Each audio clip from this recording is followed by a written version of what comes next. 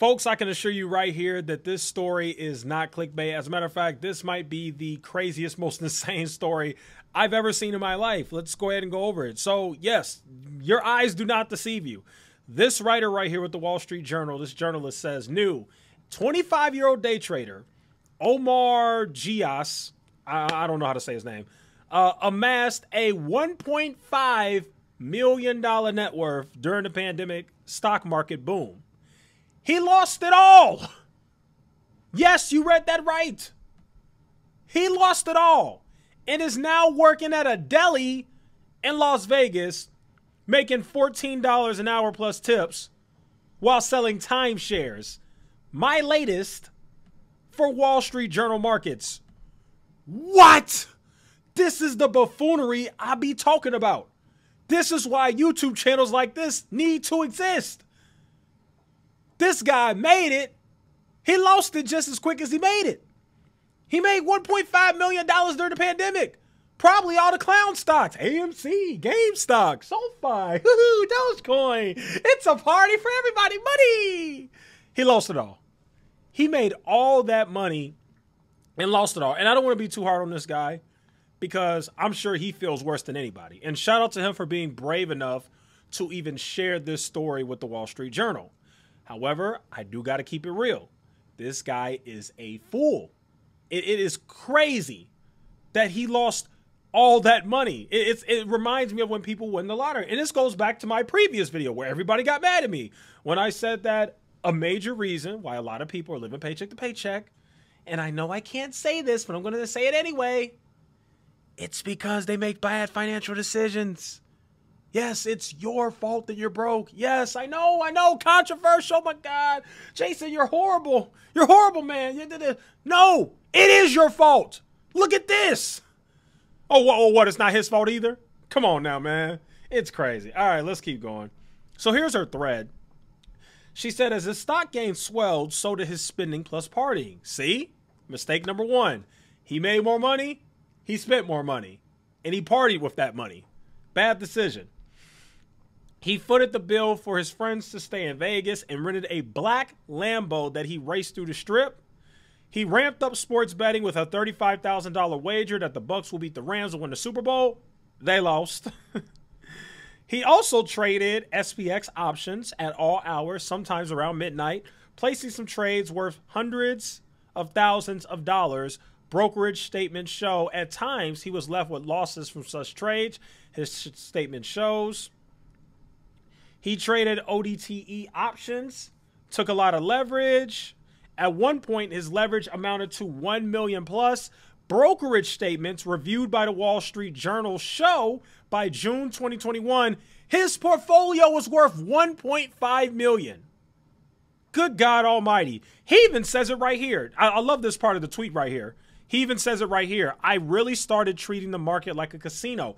This is an extremely important learning lesson for everybody. Because unfortunately, it's guys like this that become fake stock gurus. Shout out, good thing he didn't.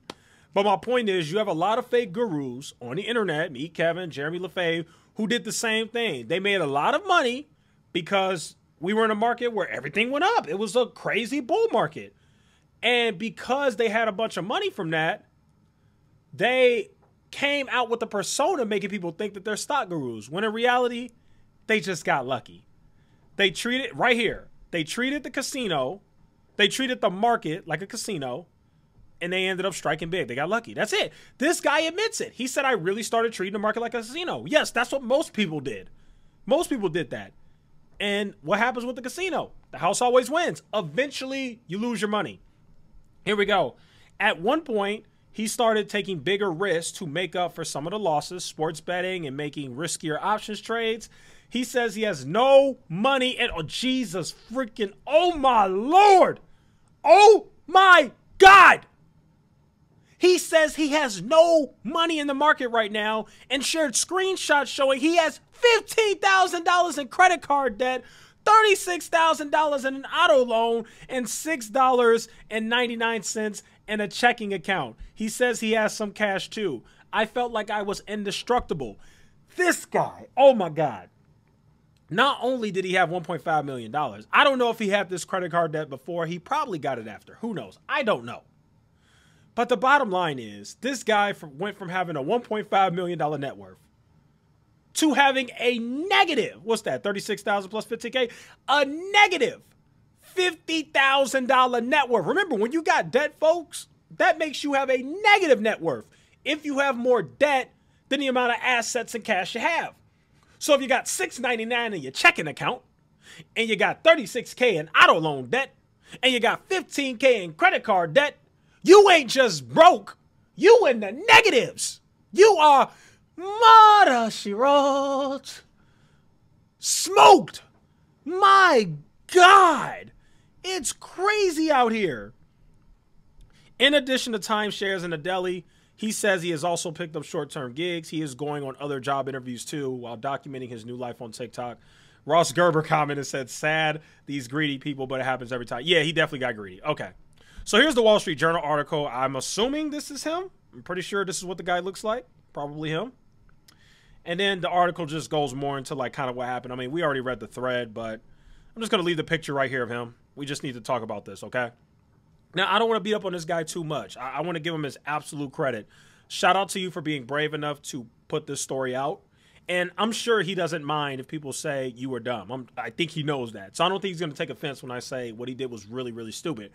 But I'm not going to beat him up too much. But we are going to use this as a learning lesson because it's important to learn because, unfortunately, you still have a lot of people that treat the stock market like a dang casino. It's crazy. And I know some of you guys are going to say, oh, well, you know, if I had $1.5 million, I would have been so. This guy's an idiot, blah, blah, blah. But here's the thing, guys.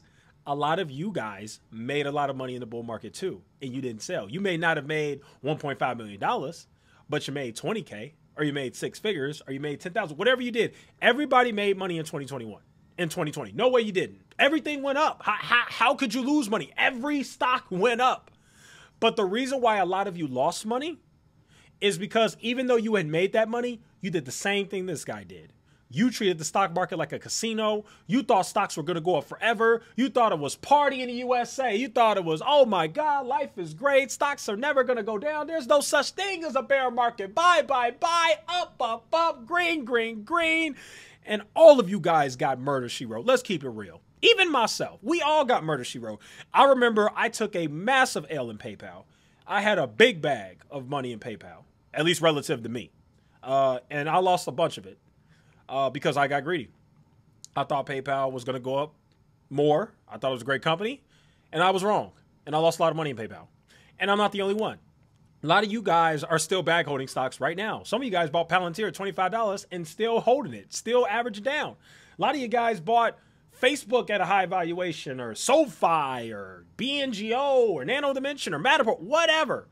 The bottom line is this story is important. Because this happened to so many people during the bull market. And what's even scarier, folks, it's still happening. You still have clowns that are living like this and treating the stock market like a casino. Let me go ahead and pull that tweet back up. That is the tweet of the decade. He said that I treated yep, right here. I really started treating the market like a casino. Bingo. That is what so many of you all do. Even right now, people are still treating the market like a casino. And this is what happens. You end up being in a bad situation. You're going to end up being like the lottery winner. The people win the lottery and go broke a few years later. It's just like that. And this is what I get into the part of making awful financial decisions. Again, I don't want to be mean to this guy, but I also have to illustrate, too, how pathetic this is. You had $1.5 million. There are so many people in this country who ain't never in their lives going to have that kind of money. Collectively, over their lifetime won't even make that money.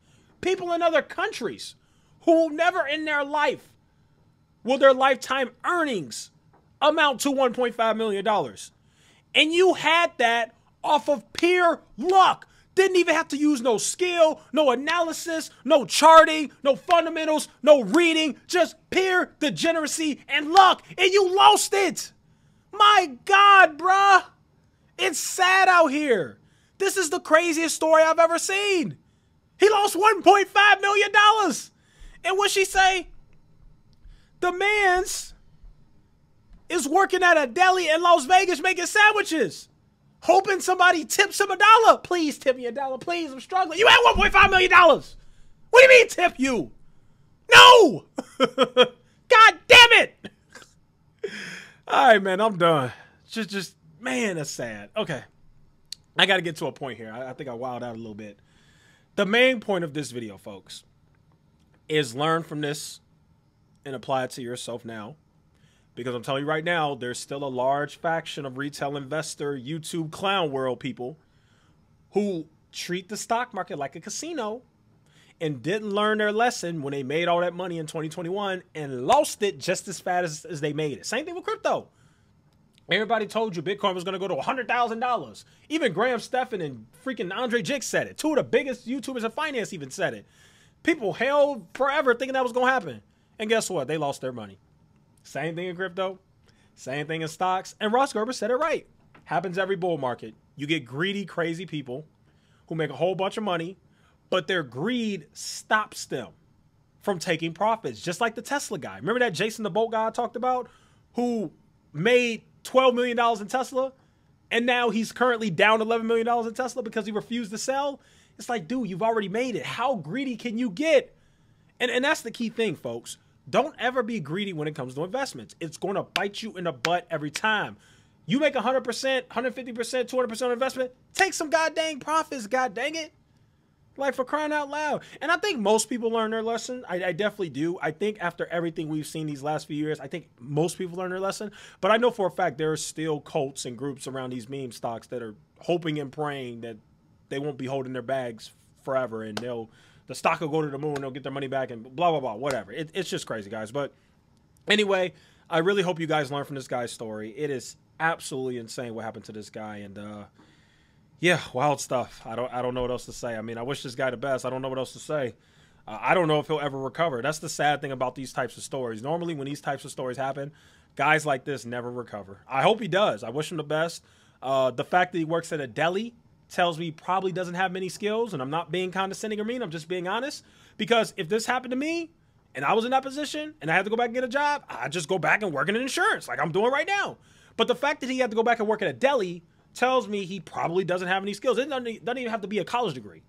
If you're working at a sandwich shop when you had $1.5 million, you clearly didn't have any skills in the first place, which is even worse. You were more of a risk. The fact that you already don't have any skills and you had all this money and you knew that if anything happened, you have nothing to fall back on because you don't have any skills. That's why you're working at a deli.